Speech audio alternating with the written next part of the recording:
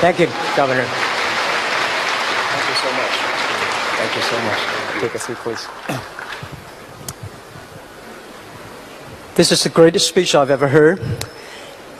And I think all the people here are the great fans, including me. And I see a real terminator of fears, of negative and passive.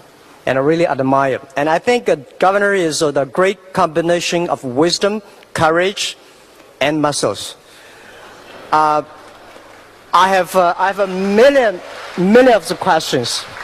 As a fan, I saw all the movies you made, but I always believe custom number one. So I've got 5 million questions from all the people on the internet. But before that, I still want to change my. Is it possible everybody can make the muscles? Because I've been trying for 20 years, I could not make any muscles. So is there any secret ways or anything that can help? Just this is my only small, tiny question. Well, 25 years ago, I wrote a book called The Modern Encyclopedia of Bodybuilding. And that book has every single exercise in there. So maybe through Alibaba, you should sell it on your website. That's great. Well, we'll put on the coverage, yeah. But the bottom line is, when it comes to training, as you know, I still training. I still train every day. And I think that everyone can get more muscular. Everyone can get fitter. Everyone can get better physically. It's just a matter of work and how much work you want to put in. I think that if you want to put in a half an hour a day of cardiovascular training your heart muscle and your cardiovascular system, and training with weights to build your muscles, I think that's enough in order to get in better shape. Of course, when I trained for the World Championships, I trained throughout the year for many, many years, 5 hours a day, and lifted 50 tons of weights a day. But that's what was necessary to be a champion. But that's not what you want. You just want to build your muscle a little bit to fill up that loose shirt a little bit. So I totally understand. Thank you, Governor. So I got 3 questions, pick up the 3 questions given by the internet, from the internet. The first, as you know, our audience is made up of many small business people who have also have a dream. From your perspective, what are the keys to success that they should focus on? Well, as I said earlier in my speech, I think one of the most important things is to have vision and to go and have courage, because there's too many people around always that say it can't be done, or it won't happen, or you can't make it. And I've heard that literally my entire life, because I always had crazy ideas. What was crazy, not for me, but for other people. So when you're like in Austria, like I said, and you say you want to be a world champion in bodybuilding, and I want to get into weightlifting, my parents didn't believe in it.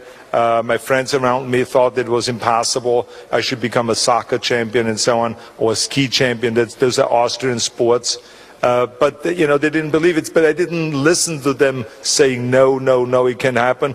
I had a very clear vision where I wanted to go, and it was just a matter of putting the work behind it and laying out of what is the plan to get me there, and not to listen to the naysayers, to be courageous and never be afraid to fail, which is another thing I mentioned in my speech. There's so many people that are afraid to fail, and even now in the work that I'm doing in government, many times, when they say we are going to go and create certain reforms, political reforms or budget reforms, people will say to me in the legislature, the politicians, look, no one has ever been able to do that. I don't think you will be able to do it. But it doesn't matter if no one has ever done it. I mean, that's why records get broken. You should never go and take no for an answer, and you should never really be afraid to fail. I have failed several times in a political world. I've failed many times in my movie world.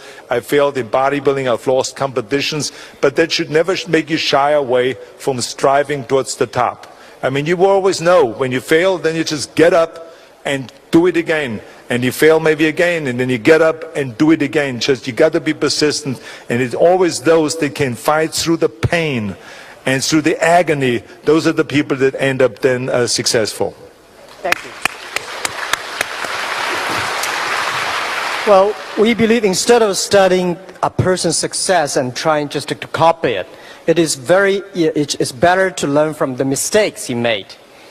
So, can you talk about some of the mistakes you felt you made in building your career and how you reacted to it? A lot of people worry about the mistakes and things. Well, I remember in bodybuilding competition, for instance, there was a time where I was so impatient, where I wanted to gain more weight than you really could in specific muscles.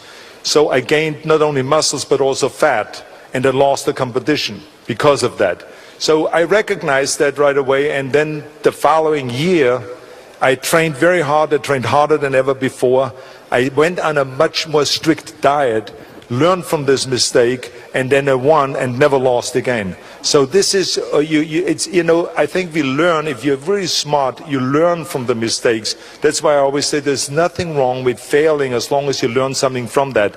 I've seen, for instance, in politics, I've sometimes tried to make certain changes, but I was not inclusive enough.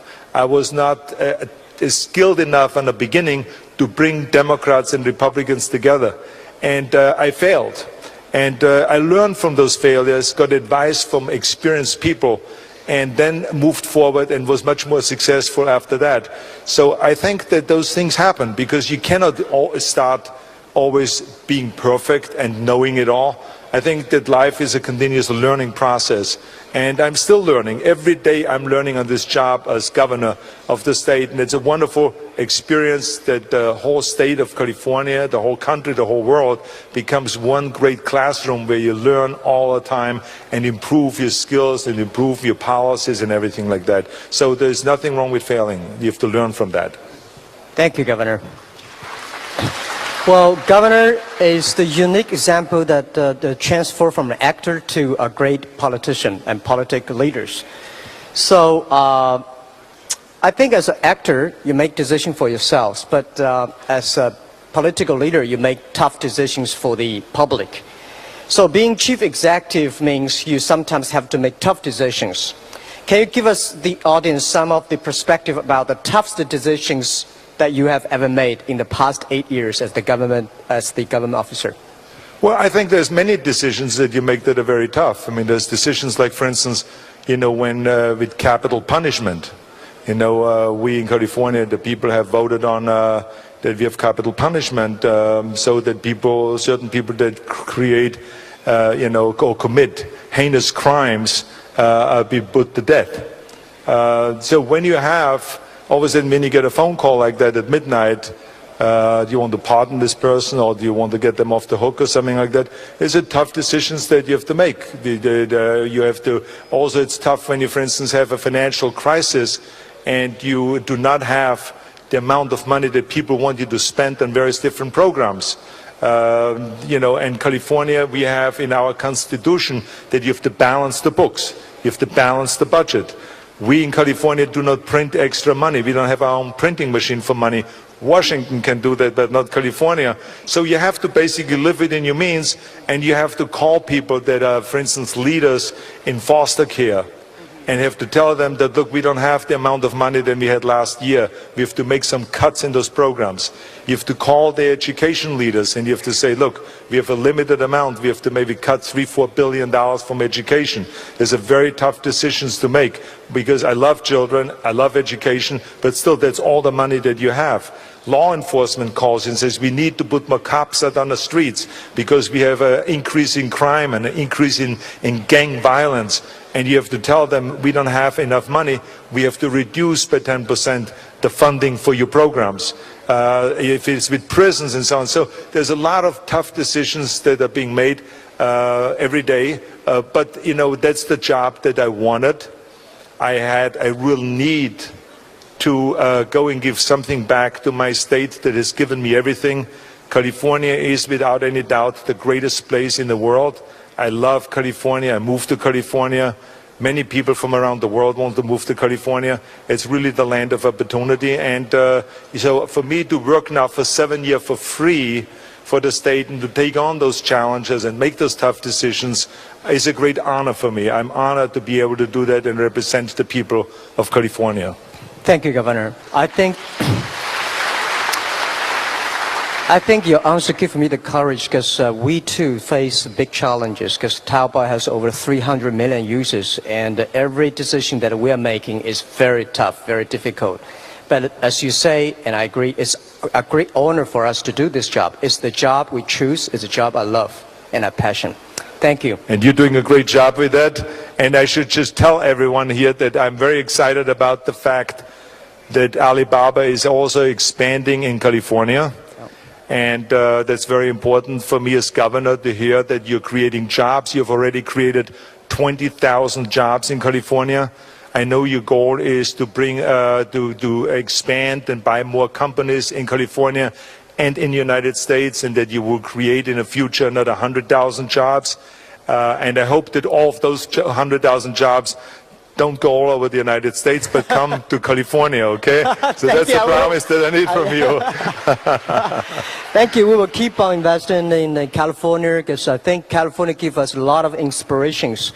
The Silicon Valley, and I think I personally learned my English in the Hangzhou West Lake. When I was a kid, I was walking around and showing a lot of foreign American visitors. I learned my English from them. I learned a lot of ideas from them. And I also get great ideas for internet from this California. And it is a great honor to do something, and we can, to help the California small, medium size. I think yesterday the ambassador, the U.S. ambassador to China, Mr. Huntsman said, let's make all the small, medium-sized companies in the world to be united.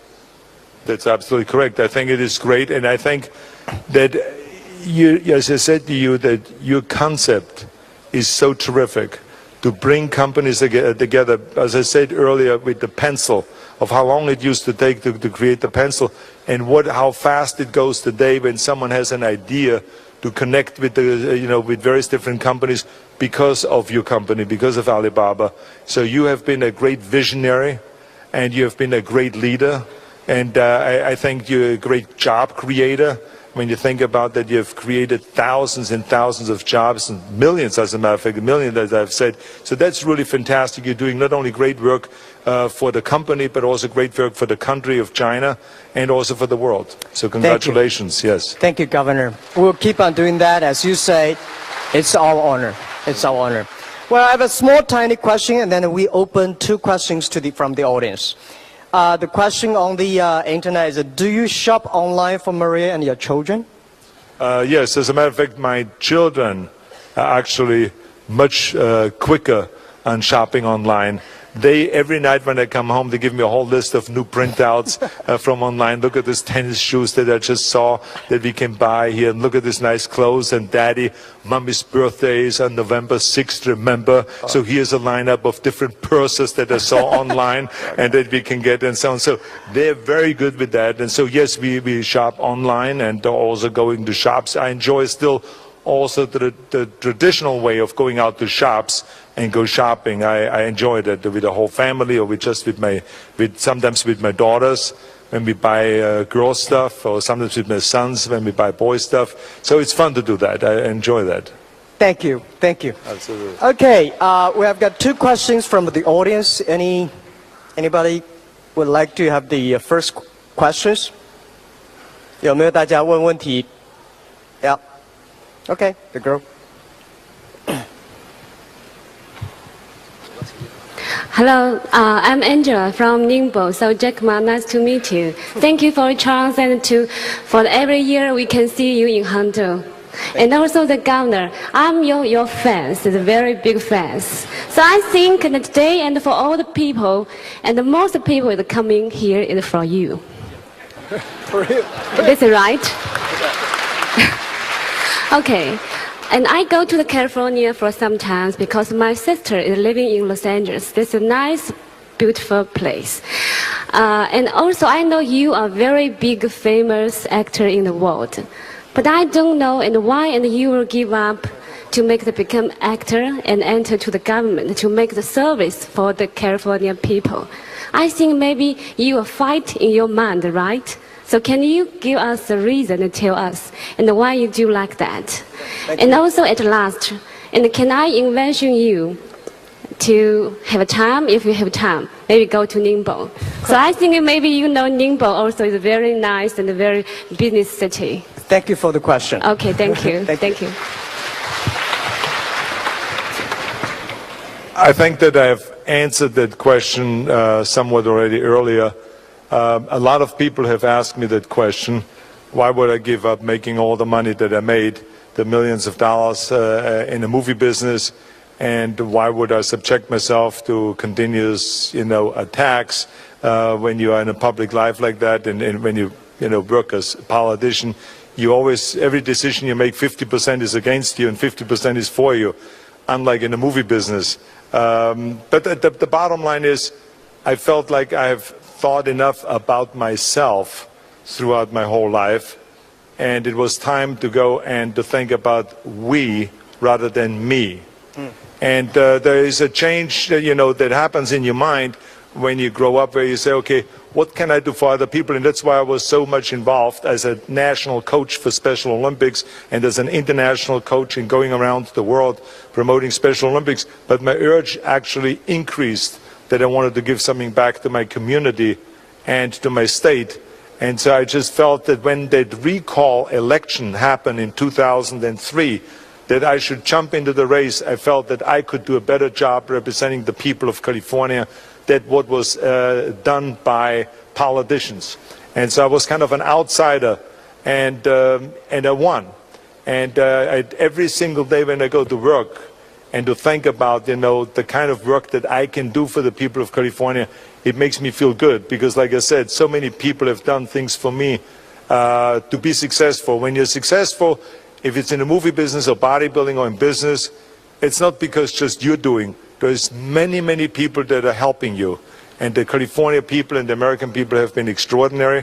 And so this is why I had this urge of giving something back for a few years. And then maybe when I'm finished, by end of this year I'm finished, I maybe go back to the movie business. I maybe do something entirely different. I don't know exactly what I'm going to do next, but I can tell you it's going to be another fun chapter in my life. And Maybe I've come never to help Alibaba. Exactly, that's right. But I've never regretted a minute of doing this job. It's wonderful to do something where you don't make any money and just think about, like I said, about the people rather than thinking about yourself. Fantastic. Great.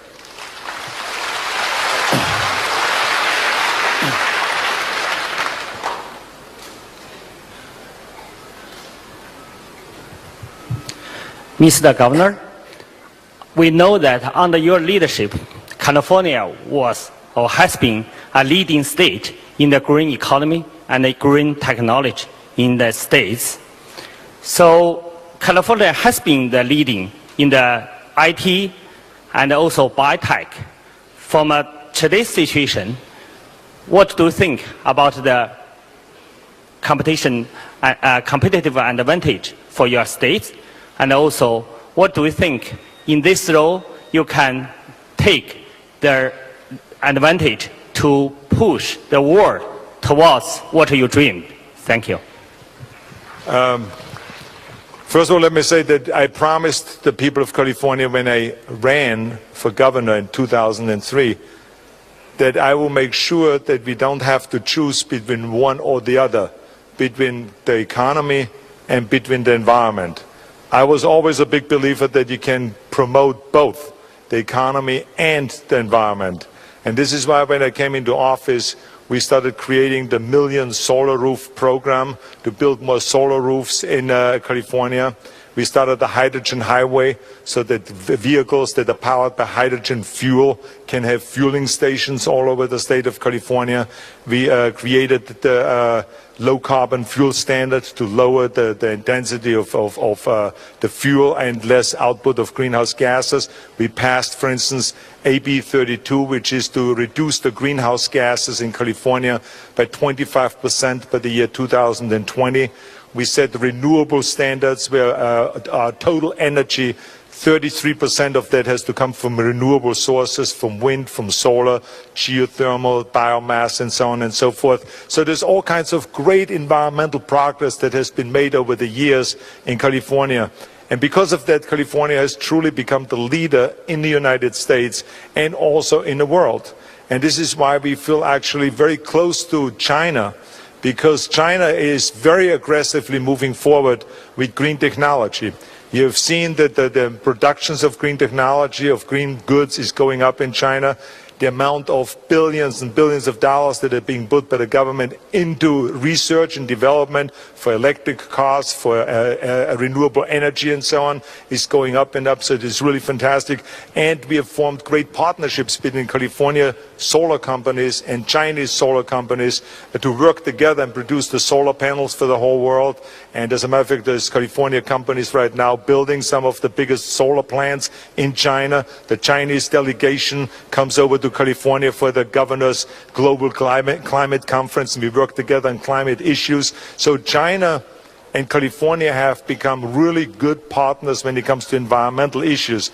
And I'm very proud of what the Chinese are doing and what their goal is, even though it's very, very challenging for China because of the tremendous growth that is happening here, economic growth or GDP growth of 9 to 10% a year. To keep up with your infrastructure is a huge challenge, but to also keep up with your energy production is a huge challenge. So there's huge challenges that China has in the future because of that, but there's what they call growing pains. So it's good to have growing pains. Every company has, when they grow fast, they have growing pains. Countries have growing pains. But I think that China is really making an effort to become much more green, to be reducing pollution. So is California, and now we are pushing the whole United States to do the same thing, because the whole United States is not quite there yet.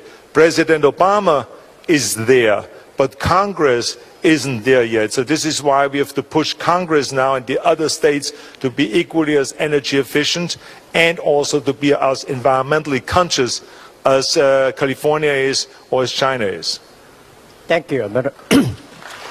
Well, since I saw the eager eyes from the audience, and I know it's precious for us to for you to come here. So we would probably we still got some minutes. We got one more question. Yes, please. Here, there's the.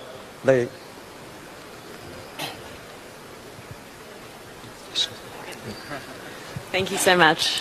Thank you, Mr. Ma and Governor Schwarzenegger. Just had a simple question to you, Governor. How do you feel about the rule that you have to be born in the US to be the US president?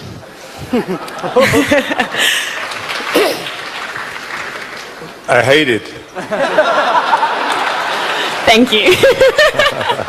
But at the same time, I have to just say that every single thing that happened to me in my life, every success that I've had in my life is because of America.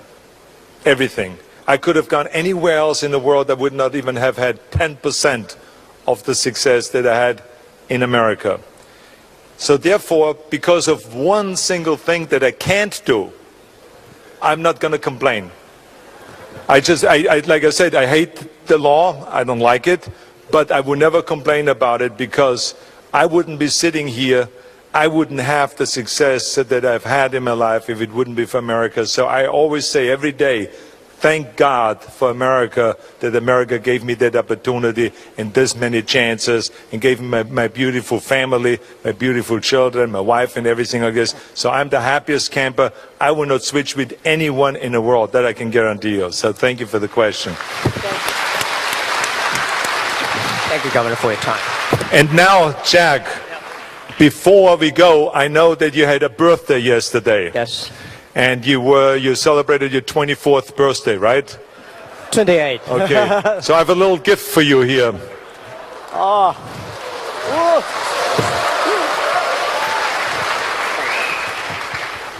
First of all, I want you to put on this. Okay.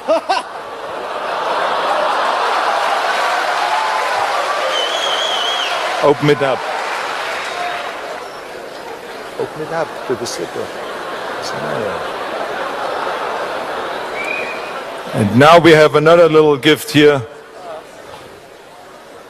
You have to excuse me, my friend here is a little slow today. He's a little inexperienced with getting things ready. Now, put this on.